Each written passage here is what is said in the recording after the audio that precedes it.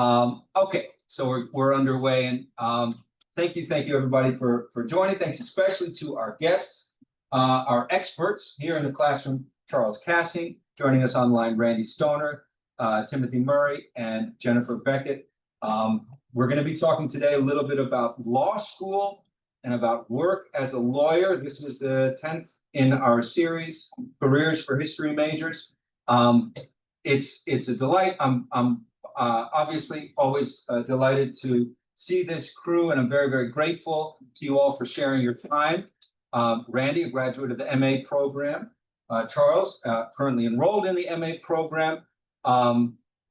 Tim, who I know very well, I've known him for a little while now, as my brother, and also as a history major.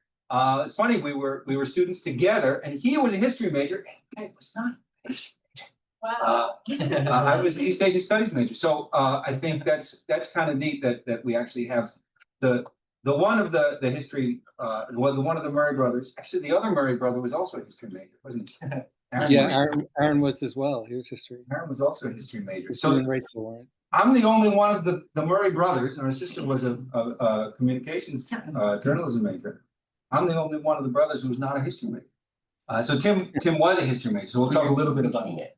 Yeah, I know. I took a late detour into history for the PhD. Okay, we could talk about that later. Well, that's not. I'd like to invite Jennifer. I don't want to be too informal here, just because my brother's here and I'm excited to hang out with everybody. But I do want to, speaking of shifting gears, invite Jennifer, who works in admissions at the University of Southern California, here, our neighbor in the Southern California region.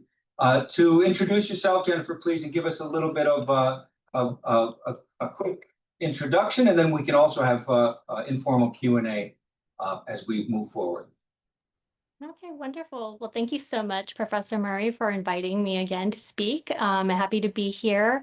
I think I didn't realize that you were an East Asian Studies focus, because that's what I studied in college. I was a Japanese Studies major at University of California, Santa Barbara. So kind of, a mix of history, culture, everything, religion.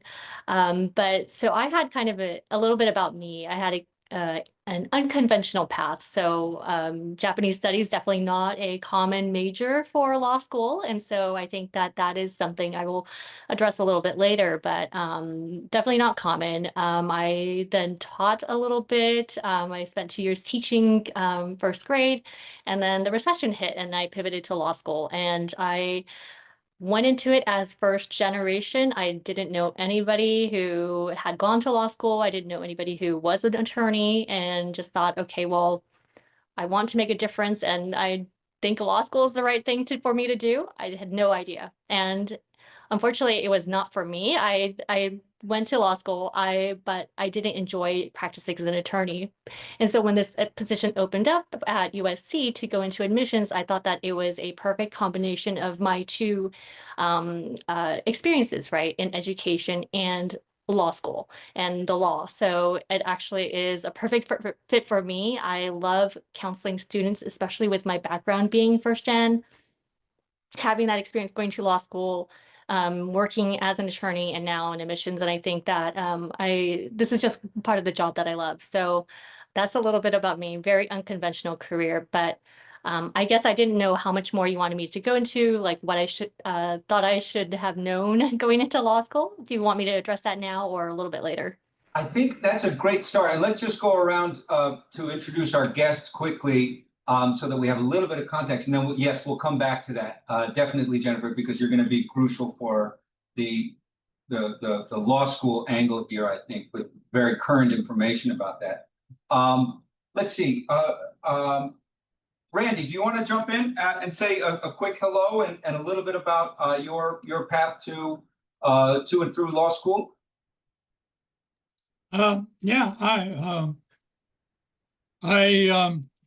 I managed to goof off for almost 20 years after high school, until I got my bachelor's in history from Cal State Northridge. And then I went to what was UC Hastings at the time is now UC Law San Francisco. I had a great time there. I'm not going to say, oh, it's easy to do. I put in, at least 60-hour weeks there every week that I was in law school, sometimes more. Fortunately, I was raised to be a hard worker, something it's kind of necessary if you're going to do law, especially when you're starting out. They expect people to do 40-hour weeks for 50 hours a year, and that's billing them, which you're never going to be able to bill 40 hours a week in 40 hours. Just doesn't work out. But it's fun. I did litigation, and I liked the intellectual part of it, and I hated the interacting with other people part of it. And I wound up working for a court, and I did legal research for the judges, and they and and the people I worked with were the only people I dealt with, and I loved that. And I did that till I retired.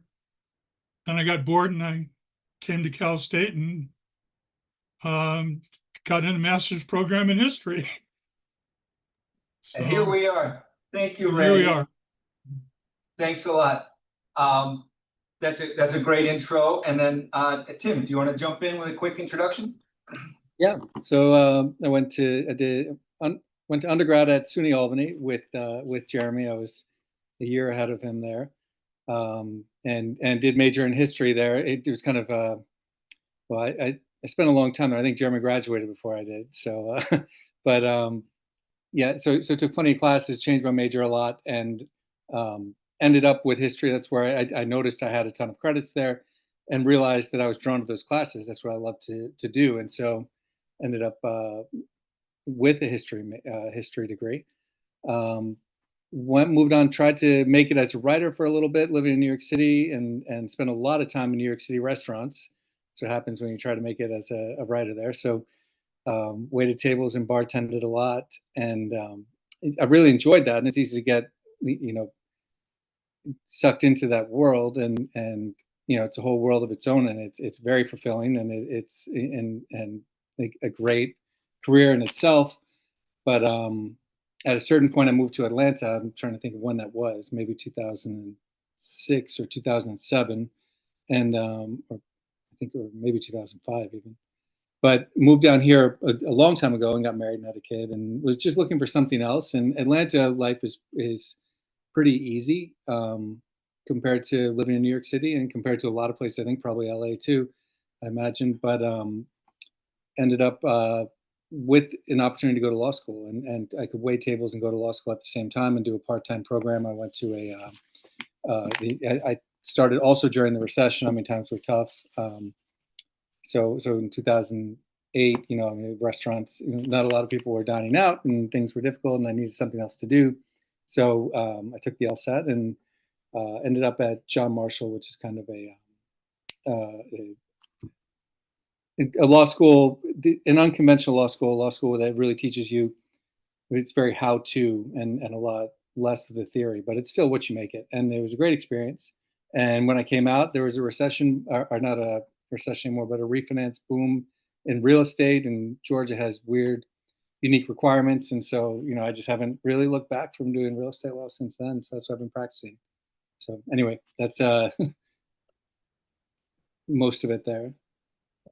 Thanks, Tim. And I know I was there for a lot of it. I was there in New York City, I remember. Yeah. It is tempting. You're in a restaurant, you get a fistful of cash at the end of the night. You're like, I can do this. And the jazz. This works. And the jazz. And the jazz. jazz. The jazz will kill you. With that, Ready for law school. let's hear from Charles. Yeah, a little bit of Midwestern steel mill worker's kid, first generation to ever go to college. Nobody thought I'd go beyond that. Did 10 years in the Army, including doing dumb things. Got out, and I'd always wanted to be a lawyer. It was my pipe dream. Got out of the Army. The Army paid for me to go to undergrad, and at the time I started out as a nursing major. Never even thought law school was available. Your mentors are important because they pushed me towards academia. And at IU, I got picked up by Rutgers, thanks to a professor, said, go take the LSAT, go to law school. You suck at political science. Evidently, I'm a bit aggressive for academia. And next thing I knew, I was at Rutgers University. I did 4 years at Rutgers when I started my master's of public admin. Randy is not joking. You will read 1,600 pages a week. You will drink a lot, and that is what you will do. You will drink. You may or may not hook up with somebody, and you will read. If you are not used to reading that kind of dense material, you are already in trouble. And my undergrad was in political science and philosophy. Much like the historians, you will be fine on the reading, but realize that is what you are going to do for a living for 3 years. You are going to read 40 to 60 a week. Randy is not even, he's downplaying it somewhat, the amount you're going to read. Got out of that, got into the Presidential Management Fellowship, which this year is the very last year because the current president's getting rid of one of the longest running training programs in America. And I realized I hated lawyers worse than I hated the clients. I hated the alcohol culture that comes with law in a lot of cases, and I hated the schmoozing. And the government said, we will let you hide in a basement and do complex contracts for the rest of your life. Your average corporate contract's about 200 pages. The contracts I was working on were 3,000 to 4,000. And I hid in a cube for 5 years in a secured facility. A law degree makes getting your security clearance so much easier. And I worked on programs and things we're not allowed to talk to in public. And then I got out, did national security. That's why I worked for I came to Dr. Niski's program. And now I'm going to go and teach Southeast Asian studies as a PhD somehow. I got bad influences. Thanks, Charles. This is a motley crew, and I love it.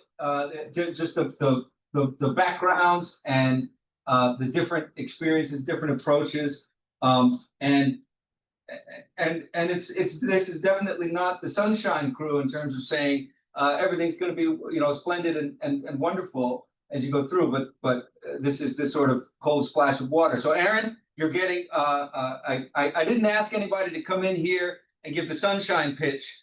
I said, let's talk a little bit about law school. Then I'll bring us back, I think, to Jennifer in just a minute. I like the realistic viewpoints because it's very helpful. Yeah. Something your brother brought up. Yeah. You may not realize it because you're going to look at best majors and best places and all this stuff. Geography in law school, and I found this out when I went, because I went to 2 different Big Ten schools. Geography, when it comes to law school, dictates a lot about what your experience is like. Mm-hmm. I went to a Northeastern school at Rutgers. It is volatile, it is violent, it is cutthroat. It is the bad movies like Suits. My best friend went to IU. He had Dan Quayle as a lecturer, and I'm pretty sure he smoked dope the whole 3 years he was there. That's how he got, because that's IU's culture when it comes to their law school. This is, it's very, very... Atlanta's pretty gentle too, really. I think compared to Northeast. I went to John Marshall, but my sense with, it's tough to get into a lot of these schools, but once you're in, it's a ton of reading and it's really hard work. But the culture of it is a lot gentler than a lot of that.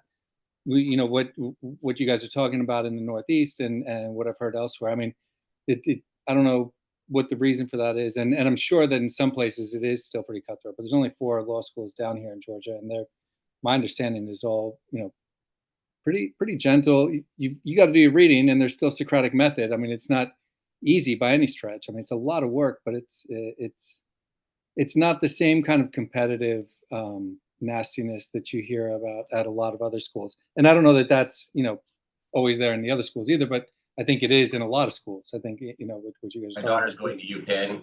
Yeah, it is right. Randy, you're going to jump in, and then we'll go to Jennifer and start talking a little bit about law school and law school application process. Yeah, I just wanted to say law school is a great time. Had made a lot of friends there. Had some wonderful times. Did some really good drinking. Got turned on to craft beers. But it wasn't. The drinking was a really small part of it. The best part was all the intellectual ferment, learning. I walked in and almost the first day I was like, I'm way in over my head. There are all kinds of Ivy people. And pretty soon it was like everybody was pointing at me and going, what Randy said. It was like, well, okay. You know, it was, there was mutual respect because everybody was, well, almost everybody. Some people were just ready to slide. There's room for everybody in law. You know, there's just a whole bunch of different areas you can go into. And if you don't like one of them, there's probably something else you'll love. Thanks. And Sorry, Tim. Oh, sorry. No, I was going to just agree with that. I mean, the law school part, from my experience, was really wonderful and thoroughly enjoyed it. I mean, it's the practicing law that's less interesting, but that's probably because of what I got into and what I'm doing. So, you know, I mean, really, it's like when you're a history major, you get at the why, when, and how we got to where we are, and then the law is okay. Now we're applying it to the rules that we're going to have in society. Now that we've gotten there with you know, by studying the history, now we're going to see how, okay, here's the application. That's what you learn in school. And I loved that part of it. I love learning about the application and how to apply law. It's just when it gets narrow and you're doing the similar thing in the day-to-day that it gets a little bit less interesting. And then, you know, as Randy's saying, that's where you got to branch out and start looking at different kinds of law. Let's go to Jennifer. Jennifer, can you jump in a little bit and I don't know how much we need in terms of like the whole understanding of law school applications, but if there are a few things that you'd like to touch on in terms of applying to law school, things that some people might not expect, that they maybe don't get immediately from the front public-facing web pages of some of these programs, and that kind of thing, just based on your experience. Yeah, sure. And just a note about culture too, right? I mean, yes, you have to definitely look at each school that you're seriously considering, visit them if you can, because then you can really get a sense of, you know, what is the student body like? Can I imagine myself here? If they offered class visits, definitely sit on a class, because that too, right, can show you this is how the teachers or the professors teach, and this is how the class interacts with each other. I think that is a really good indicator of, you know, the culture. For USC, at least, we are a small law school. We are only in one building, and we have two seating, like loungy areas at the entrances, and so filled with couches, and you'll often see people just like hanging out there, studying, sometimes sleeping. So you can kind of get a sense too of, you know, what the vibe of the law school is like in those shared spaces. So so definitely I would encourage people to visit all the schools that you can, if, you know, obviously if you're able to. And if not, set up meetings with students, current students too. I know that lots of law schools have student ambassadors, and yes, you know, they love the law school and they're happy to talk about their experiences. But, you know, a lot of them too are very honest about, you know, what it is like day to day. And I don't think that they sugarcoat it either about, you know, how hard law school is. It is tough, right? It's going to be not just a lot of reading, but a lot of writing too, and studying in a way that is different from how you have studied in the past. And so look to at any academic supports or other things that Student Life does to help support students. For example, we have like an academic success program. We have two professors that is just their job to help each class with targeted studying tools. And, you know, so first year, right? How to IRAC a case, how to compose an outline, things like that. And then, you know, all the way up to 3L. Last summer, they did like a simulated bar exam. So things like that, right? Like how is the school preparing and helping and support the students while you're there? Because it is tough, right? But other things too about the application process that might not be as apparent. I think really read carefully, right? I think that, yes, the application instructions are usually online on everybody's website, but kind of look carefully at the rest of the website too and see what are some news articles, what are they focusing on? And you can kind of get a sense too of, you know, what this law school's areas of focus are, or, you know, what the type of culture too, right? You can get a sense of the culture too from the stories. Yes, a lot of it is PR, but, you know, like focus on what the actual substance of those stories are. Like, what are students doing? Are they going into public interest, for example? What have they accomplished? You know, what are the clinics doing? Things like that. I think that that can also help you as you tailor your applications, right? Because you want to make sure too, when you are writing your personal statements, you're not just doing the same personal statement for every school.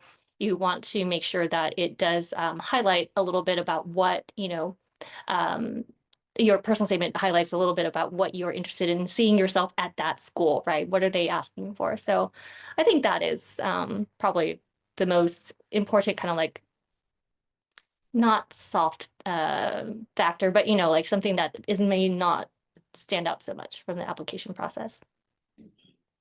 Thank you, Jennifer. I have a short question. Charles, you're gonna jump in? I have a quick question.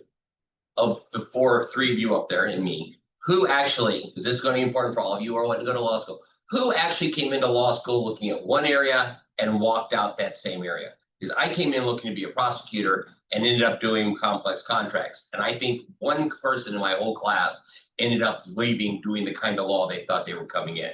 And I'm wondering if well, we know Jennifer. What about you, Randy? What about you, Timothy? Yeah, I came in, I wanted to do civil litigation.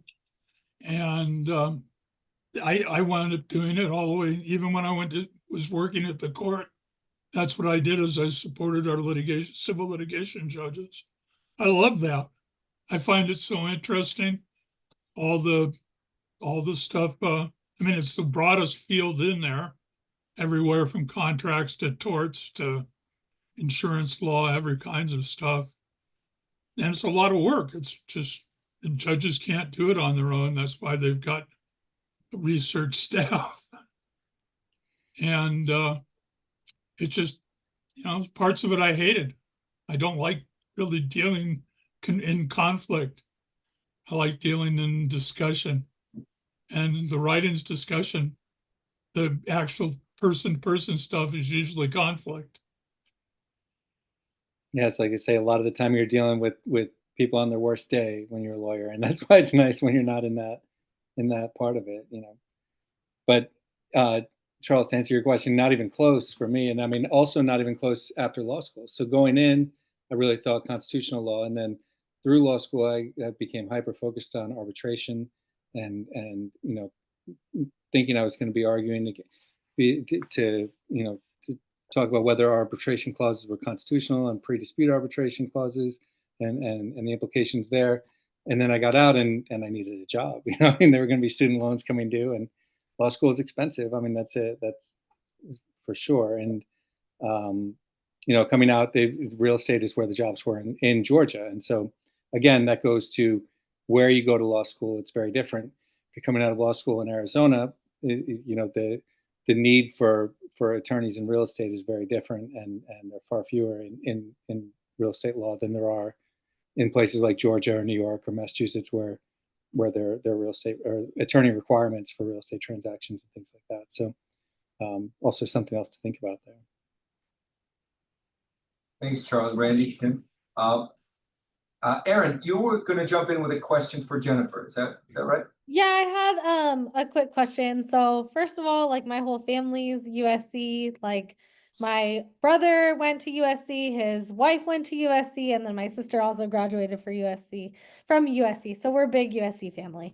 My biggest question was, what LSAT score are you really looking at to get into USC? Yeah, so you can see on our website too, and every law school has this, right? They have like their class profiles for their incoming class. So for us, we try to target our median LSAT, which is 169 this past year, but it is a holistic process. So we definitely have people who are splitters, or, you know, who might have a lower LSAT score or lower GPA, and it's balanced out by a higher number in the other category. But that's what we're trying to target. And if not, we're looking at other things too to help, you know, tell us, you know, does this person have the ability to succeed in our rigorous academic environment? So we know you're not just your score, right? Or your scores, and you're not just your cumulative GPA. So when, for example, when I look at a application, I'm looking at the transcript. I am looking at every single term, looking at all the different grades that you're getting in every single class, looking at all of the GPAs and everything. And I'm noting trends. I'm noting whether those courses are, intellectually rigorous and having you develop those research, writing, analytical skills. And I'm also looking at the letters of recommendation, right? We have a preference for academic letters, so definitely professors that know you well and your performance in their classes, and can speak in detail to those. I'll definitely look at that to help, provide context for that as well. So with the standardized test score, we're also looking, for any addenda that you might provide. We've heard so many times where, people have had proctor issues or tech issues, especially since things have gone, virtual or online and remote testing. So we'll definitely take that into consideration as well. But we'll look at trends too. So for us, we look at the highest one, and we obviously will see every score that you have. But if there's a forward trajectory, then that's great. That tells us a lot too. So it's all to say, yeah, we're trying to target a certain number, but there are other factors that go into that as well. So you can look at our ranges too, right? For the 25th and 75th percentiles. Right, and I looked into that too, but I just wanted to be sure that what I was seeing online was correct. So Yes, yeah, definitely. That is what we report to the ABA. awesome. And then real quick, do you guys have graduate housing like for graduate students? Yes, we have limited graduate housing for 1Ls reserved only. And so if you're admitted, it's called terrace housing. So there's more information on our website if you want to look it up. But you would share a 2-bedroom apartment with another 1L. So that's nice because you have a community of other 1Ls. We have, I think, 56 spots. And so if you don't get into terrace, which is fine. We also offer other more information on other housing options around the campus, like the University Park area. A lot of people like to live downtown. So that's also an option. Awesome. Thank you so much. Yeah, you're welcome. Oh, and going back, Professor Murray, about the question, I think Charles said, I think a lot of people think, oh, I said that I was going to focus on corporate law when I go in, and if I write in my personal statement, that means I'm married to it. Don't worry, we don't keep you to that. We don't hold you to that. We know things change. So if you want to put that in your application and personal statement, that's fine. We're not going to get angry at you if you change your mind. That's an interesting question.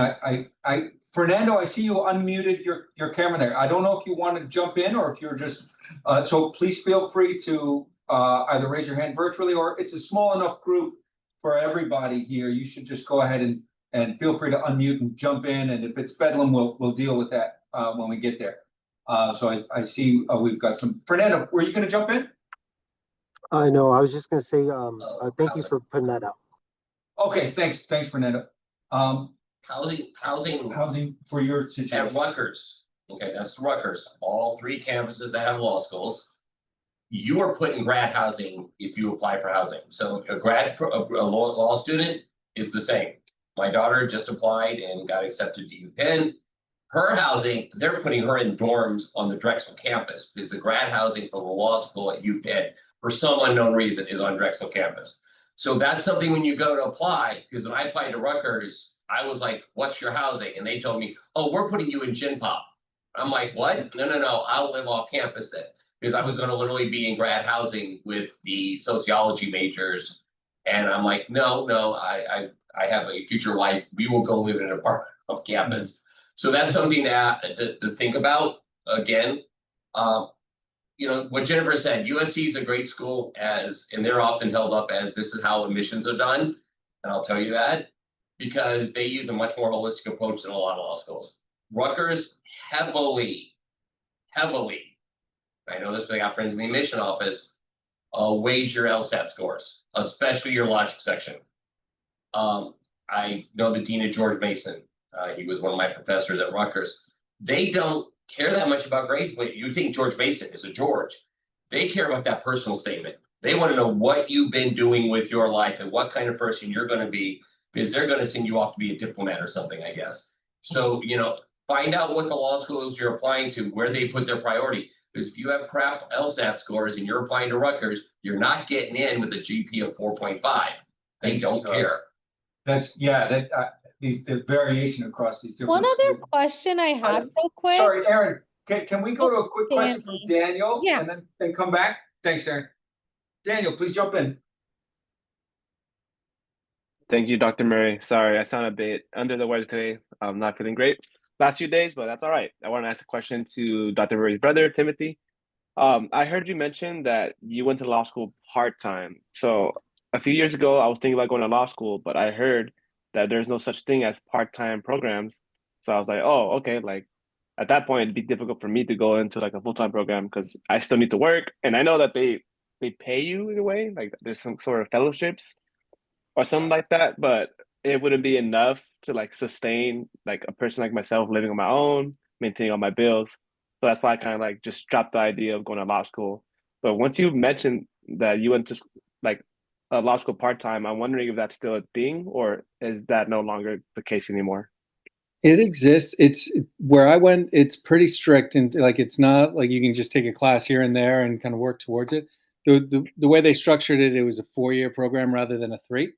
And so and it included going over the summer. So it was essentially 9 credits a semester, but you're doing fall, spring, and then summer, fall, spring, summer, all the way through for 3 2/3 years, basically.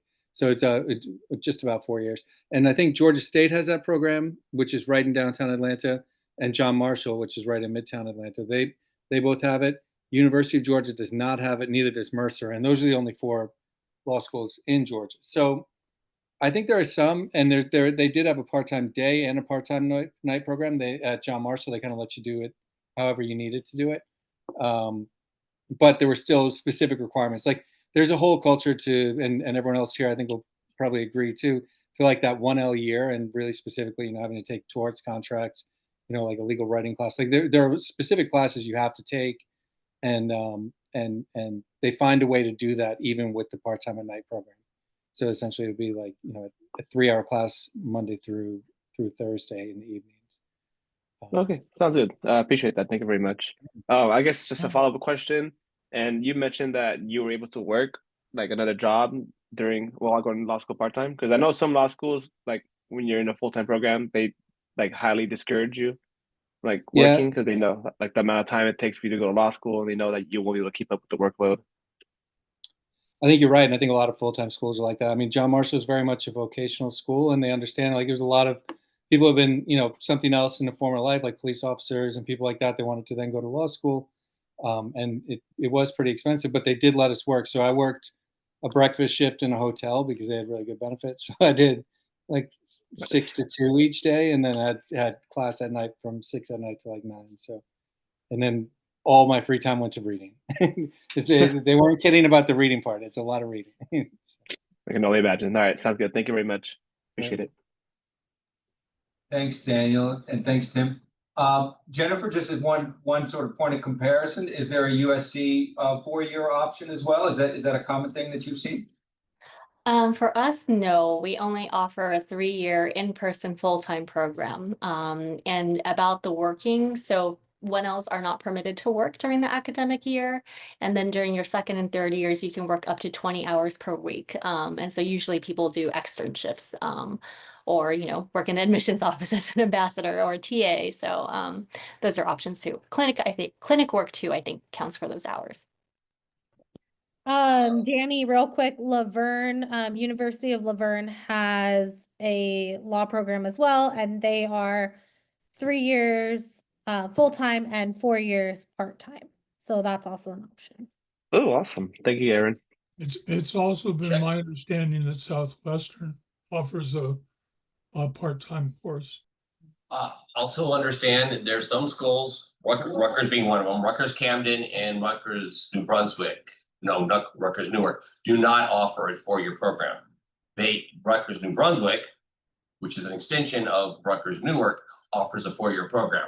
Indiana University, their law school, does not offer a 4-year program, but the extension school, which is where the main law school is at, it's weird, up in Indianapolis, offers a 4-year option. So just because it says that, Jennifer made it pretty clear, I thought, but I'm going to say, do your research on your school, because if you walk in blind, thinking I'm just going to go to law school, it is going to be a miserable 3 years. It can be a lot of fun, or it can be miserable.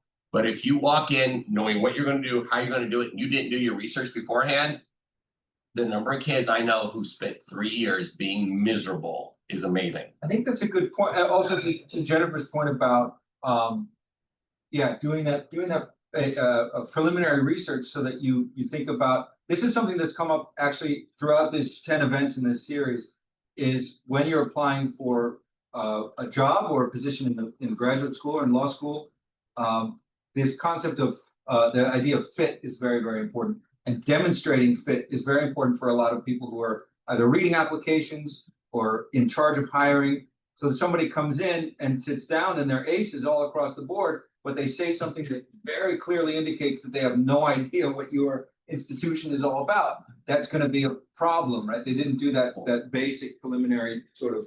I would not survive at USC or Hastings. I've got friends who went there. They're laid back, they're mellow, they're a polite, friendly place to hang out. You hear how Randi talks about it. I fit in at Rutgers because Knives Out, those of you who've been in class with me, I am aggressive, I am angry, I'm a pissed off little Irish guy from New York City.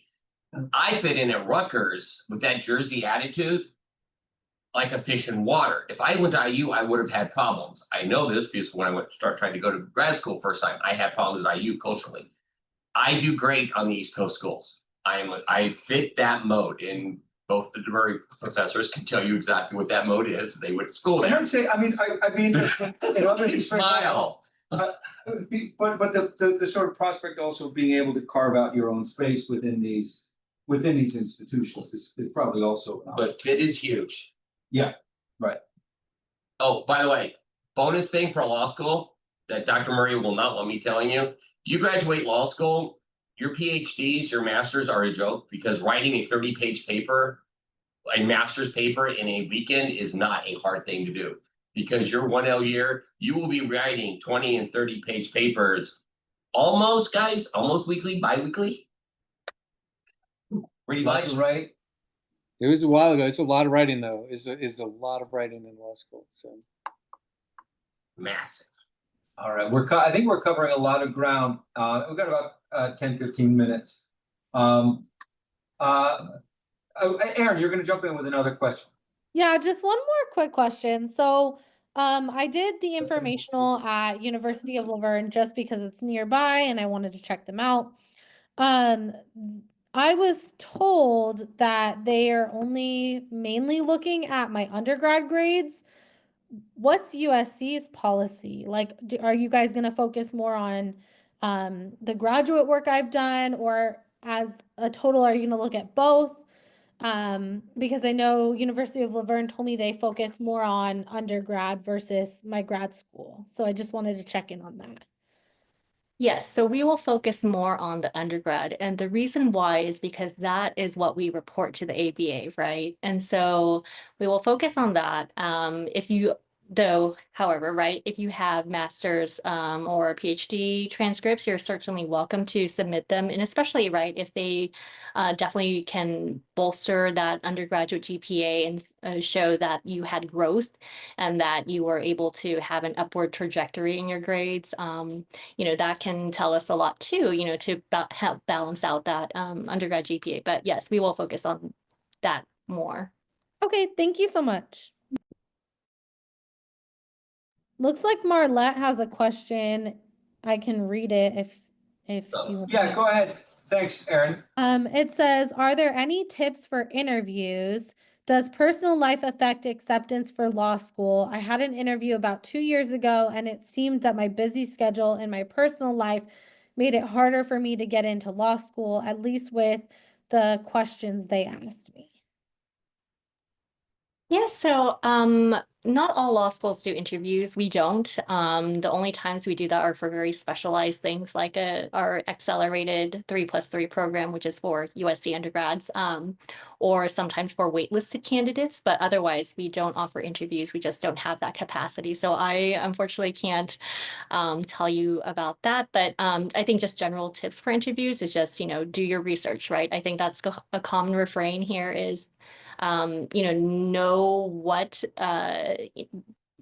the company or organization is like before you go into the interview, do that research, prepare in advance. I think that personal life, let's see, your busy schedule. Yeah, when you're in law school too, is depending on which one you go to, right? If it's full-time, then I think that you'll learn quickly that, you have to be really good at time management.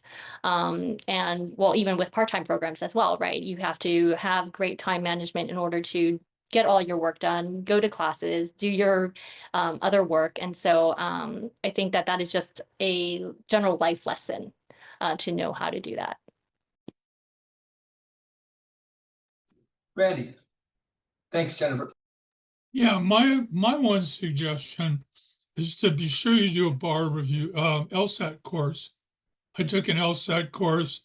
I had no idea what was on those things, and when I got done, I kind of kicked ass on the LSAT. I got offers from schools I didn't apply to. I was sort of surprised, and it gave me options as to what schools I wanted to go to. And I think that was really a plus, because I had decent grades, but not great grades. And having a really good LSAT was really useful. You can get a job if you do really well on the LSAT. I taught a Princeton review for a number of years because I did really well at the LSAT. That's a comment. I know, Tim, you aced the LSAT as well. Is that a class? I wouldn't say ace, but my undergrad grade. Acing the LSAT. What are you smoking? Well, they're surviving the LSAT. I did relatively well, having been out of school for 10 years. I'd say that, and my undergrad grades were pretty bad. So I happen to remember. I remember my brother taking it with some other people who did all this prep, and then Tim just sort of waltzed in and aced it, and everybody who'd been prepping all this time, like, wow, how do you do that? I took it at the same time Will took it. Our friend who Jeremy lived, he was in China at the same time for a while, and he was my roommate in New York for a while, and he ended up going to Cornell for law school and doing really well. But yeah, he was the inspiration for taking it. But. Interviews are very twitchy. Just add, and then we'll go to Fernando. Rutgers does interviews. They call it interview. They sent me a 17-page questionnaire. That was a questionnaire that they said was the interview questions, and I filled it out, which was not an interview in my view. One of my roommates, we were off campus, actually got an interview. We found out later, generally you only get an interview at a law school, at least out east, is if you're on the line. Yeah, like Jennifer said. Yeah, and that's kind of kind of thing. That kind of, we're not sure we want you, you're our kind of people, yada, yada, yada. But some schools do interviews. IU does an interview, which I thought was insane, that they actually interview and call all these kids, 7,000 kids that are the ones that they think they're going to take. They call the 300 that they think they're going to take. And I think that is absolutely insane. Like I said, Rutgers sent us a questionnaire. It was like 17 pages. Why do you want, I'm like, seriously? But that's how they all do it. So law school is very different depending on where you go in this culture of the school. My daughter had an interview. Oh, okay. Fernando, you're going to jump in with a question. Dual programs. Everyone hear me? Yes, we can. Oh, well, hi, everyone. Thank you so much for your time. I know that it was kind of touched on how and kind of what to really emphasize on in the application process, as far as regarding the LSAT and things like that. What I did want to ask is there anything that I should focus on highlighting during the application process that would help boost my more so opportunities to get accepted into law school. For instance, a little bit about myself. I'm a deputy investigator for San Bernardino County. I'm currently still serving in the California National Guard for 15 years. Been to Afghanistan and Iraq. I hold the top secret clearance and currently in the Melamaze Underground Fellowship. Oh, well, thank you for your service. I think, I mean, so you definitely have the employment part, right? When we're looking at the resume, there's no doubt about your leadership capabilities or anything like that. Your commitment to community. I guess it's just, yeah, everybody is so different, right? Looking at the application, there's no one perfect application. There are people who have, stellar resumes, or achievements, or other people who have, stellar GPAs and college credentials. It really is about making what you can in your application as strong as possible and identifying those weaknesses. So if, say, the LSAT, the standardized testing is maybe a weakness for you, then, trying to find ways to strengthen that or make sure that other things in your application can help to, show that this test score, this one test, right, does not define your capabilities or your intellectual abilities to succeed in law school. So I would try to focus on things like that. You also, again, it's about tailoring your application. Look carefully at what the application is asking for, because maybe some applications might ask you about your, specifically your leadership capabilities or things like that. So I would try to fill out every single part of the application that you can, so that way the the admissions committee is not looking and kind of, seeing maybe there's a gap there, or, why didn't they address that? So it's tailoring your application to each school and strengthening it in the best way that you can. And I hope that helps. I know that isn't, it's a pretty broad answer, but everybody is so different. Absolutely. Thank you. Thanks, Fernando, and thanks, Jennifer. Oh, I just want to go back to the LSAT. So for admissions, right? I mean, obviously you want to have the best credentials that you can. And, that's a holistic process. I would say too, you want to make sure that your LSAT is strong, not just for USC, but all schools, right? So that way, when in terms of financing, you'll get lots more scholarship offers when you have stronger academic indicators, right? So you definitely want to make sure that you get really nice scholarships. Law school is super expensive. USC is extremely expensive, and so you want to make sure that you best position yourself not just for admissions, but how to finance it as well. I highly recommend start looking, if you're thinking about law school, start looking for a tutor. If anyone needs a tutor, I have a really great one that I'm working with currently. But yeah, so talk to me if you need to find someone. I'm doing 5 months of studying before I take my LSAT in September and potentially October, depending on how my LSAT comes out. So yeah. Hey, two things. One, I'm going to plug my former employer who helped me pay for law school. The Princeton Law Review system is really good. It's pretty much the standard. It's not special, it's not neat, but it hits all the major points. If you can get through the Princeton, and it's like, I don't know what it runs now. And they have online tutors and all that stuff. But the Princeton system, you get like 10 or 15 of the practice exams, which is the big thing. And you're going to find out when you go take your law bar exam that you're going to spend all your time taking practice exams. But I have a question for Jennifer. Does USC order the dual have a dual pro? You guys do the dual program? For those of you guys may want to pay attention to that part. Do you guys have the dual program? Like Rutgers has the MPA, the social work, and I think the med. IU has a med, and I don't know. They have some PhD. I don't even know what it is. What about you guys? Yeah, we have several of them. I don't remember all of them. I know we have like about 10. The MBA JD is probably the most popular. And then the Masters of Social Work and then the Masters of Public Policy are probably the next two that I hear the most interest in. I know that there is a political science and international relations master's degree as well. That one I've heard some people express interest in. So yeah, we do have a couple. Go for it if you can. It's my advice. Blended program, dual Yeah, degree if you program. can, With the law school. oh, It's just a good idea. all right. Well, we We have two. Sorry. Charles, do you Sorry. recommend that even with a history master's on top of that as well? Okay, first of all, I'm biased. I've got I'm working on my fourth master's now. So, you know, and I wish I had done the dual when I had the JD, because that would have made the other three easier. Yeah, I mean, it's the best part about it is you get to take a semester away from law school and come back. And the kids who did it when I was in were all like, that semester at Blaustein, that semester at Drexel, as my daughter's going back to her undergrad for her master's, you know, that was a nice break where I'm still in the game, but I'm not sitting there in the pressure cooker with the rest of you. And they all really, you know, they're like, it was nice to get back to a normal human being space, not, you know, and Jennifer brought it up. 1L's nightmare. I'm going to tell you all, anybody who says otherwise is lying to you. Your 1L year is going to be the worst year of your life. And I went in the Army for 10 years.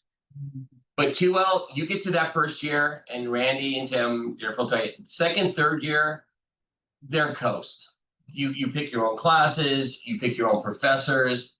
I mean, I was all over the place because I had two professors that I loved. And anytime one of them did, I was in their class because I didn't have a choice. They were like, you're going with me. This is great. We're gonna move toward wrapping up because I want to let our guests go and thank everybody for joining. But maybe that's a nice note to end on. What is your advice for getting through your first year of law school? And I'll just ask our guests to give a word of advice on that, on sanity maintenance and all the other things. But before we just go for that round, I want to thank again a huge thank you to Jennifer and Randy and Tim and Charles for joining us. It's really a lot of fun to catch up with all of you, and I'm very, very grateful for your time. So thank you so much for joining us. And who wants to jump in? A word of advice on getting through your first year of law school. I mean, Tim wants to go first. Sorry, oh no. Yeah. Well, I'd say getting through. I mean, just try to maintain a balance of things. I mean, I had a lot happening in my first year of law school. I had a new baby and was trying to work and go at night and all that. So there's a lot of different things cooking. So you try to. I think the key is don't skip the reading, and try to eat healthy. Don't skip the reading and try to eat healthy. If you skip the reading, it compounds, and it like you need it for the next bit. It's like anything. I mean, you can't just start reading chapter 4, you know, in a book. It's like anything like that. If you skip the reading, you've got to go back and go all the way through it. I think that's the critical thing with law school is not skipping the reading, trying to stay healthy. You know, those are the things for me, I think. Randy? Yeah, sit up front. You try to raise your hand a lot. That's a good one. If they call on you a lot, if you screw one up, if you write more often than not, everybody thinks you're smart. Thank you, Randy. Thanks, Tim. Jennifer, words of wisdom for the first year? Sure, I agree with all of that. And then also, you don't have to know everything. Don't be afraid to ask for help. I know that you're probably at the, you know, are used to having good grades, come easily to you. You could be in more culture shock or, you know, a shock when you get into your first 1L class and get those grades because it is tough. You're going to be surrounded by lots of other people that are just as smart as you. And so, don't be afraid to ask for help. That's a good one. That's a good one. That's a good one for everybody. Charles, words of wisdom for your first year in law school. Maintain relationships. Get a crew. Get tight with your crew. Maintain your outside relationships because you're going to need that to survive, to keep your sanity, to get through. That's a huge, huge one. The other one, pay attention. there's an old TV show called The Paper Chase. Go rent that and watch it. It's about the best example I've seen of law school. We with John Houseman, we do it the old-fashioned way. It's a pressure cooker for that year. You need friends to help you carry you across because you are going to blitz. I went in to do criminal law. I almost failed out. I cannot, to this day, I still cannot do property law. Cannot, done. I walked in thinking I was going to fail my contracts class, and I got the highest grade in the class. I became a contracts guru, but I can't get through property. My buddy Trevor, he's like Tim. That's what he does for a living. Your friends are going to have to carry you through because you're not going to survive all 7 core subjects. It's not possible. Thanks, Charles. That's another good word of wisdom that you may be surprised with what you think is going to be easy, maybe more challenging. What you think is going to be challenging, maybe easier. That's great. Ask for help. Stay healthy. Don't get behind in the reading. Sit up front. Raise your hands. Make big mistakes. I love it. Thank you. Don't piss off your professors. Don't piss off your professors. That's a good one. I'm gonna echo that as well. Jennifer, Tim, Randy, Charles, thank you guys so much for joining us. This has really been a lot of fun. I'm so grateful for you guys for making the time. I learned a lot. I feel inspired. I'm ready to One last thing. Because you have a law degree does not mean you have to go into the law. I did complex contracts behind closed doors for the government. Jennifer's doing education and admissions. There is a whole world. That degree opens up doors that you didn't even know could exist, let alone did. It's a powerful degree because you are the coaches of life. You know all the roles. And don't get hung up on that. You know, I got friends who are investment bankers, tax consultants. You know. Thanks for that, Charles. And I'm an academic. Tim, we're gonna jump in. Oh, no. I mean, I agree with that. Yeah, I spent several years not practicing law, and yeah, you don't need it. And, I mean, it helps with other things too. I guess is the bottom line there. It's education, and it's wonderful, and it's a good experience doing it. Practicing law is a little less interesting, in my opinion. Thank you, everybody. Thank you guys for answering all our questions. I really appreciate the time. Thanks so much. Thank you for having Thanks. us. Bye. See you later. Thank you.